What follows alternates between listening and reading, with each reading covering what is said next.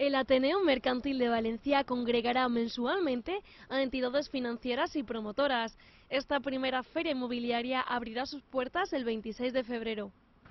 Si deseas comprar una vivienda, ahora es el momento. Inmoexpo es el punto de encuentro entre oferta y demanda. Ahora tienes la oportunidad de encontrar algún chollo.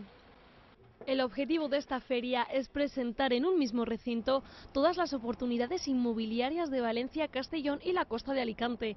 La flexibilidad a la baja de los precios de la vivienda han hecho de este momento el ideal para comprar. Punto que nos denota que realmente estamos en un buen momento y que sí que hay una demanda latente de gente que quiere comprar.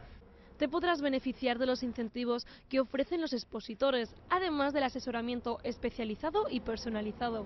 Dar esa tranquilidad, esa confianza, esa seguridad a estas personas que realmente quieren comprarse una vivienda y que les da miedo, ¿no? Si buscas casa, un abanico de oportunidades de más de 25.000 viviendas te esperan en Inmoexpo.